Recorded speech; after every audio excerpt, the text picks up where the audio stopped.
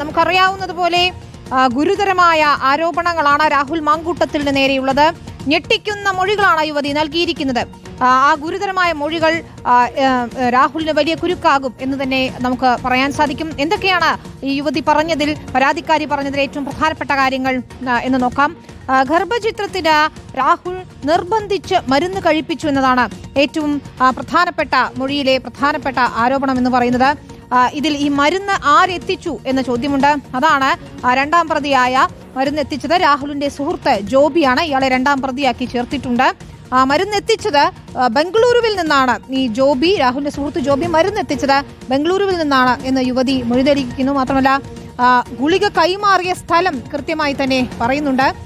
കൈമനത്ത് കാറിൽ വെച്ചാണ് ഈ ഗുളികകൾ കൈമാറിയിട്ടുള്ളത്. 2025 മെയ് 30, അതായത് കഴിഞ്ഞ മെയ് 30-നാണ് ഈ ഗുളികകൾ യുവതിക്ക് കൈമാറുകയും അത് കഴിക്കാൻ നിർബന്ധിക്കുകയും, ഗർഭചിത്രത്തിന് ഗുളിക കഴിക്കാൻ നിർബന്ധിക്കുകയും ചെയ്തിരിക്കുന്നത്.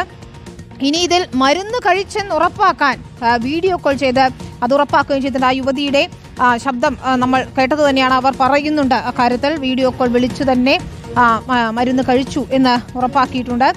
മാത്രമല്ല ഈ ഡോക്ടറുടെ കുറിപ്പില്ലാതെയാണ് ഈ മരുന്ന് എത്തിച്ചത്, ഗർഭചിത്രത്തിനുള്ള മരുന്ന് എത്തിച്ചത് എന്ന നിർണായകമായ മൊഴിയും യുവതി നൽകിയിട്ടുണ്ട്.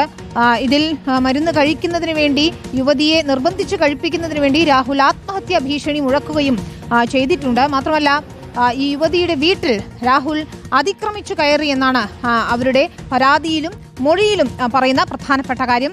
മാത്രമല്ല വീട്ടിൽ അതിക്രമിച്ചു കയറിയതിനു ശേഷം ഇവരെ ഭീഷണിപ്പെടുത്തുന്നതിന് വേണ്ടി ഇവരുടെ നഗ്ന വീഡിയോ ചിത്രീകരിച്ചു എന്ന ഗുരുതരമായ ആരോപണമാണ് ഉയർത്തുന്നത്.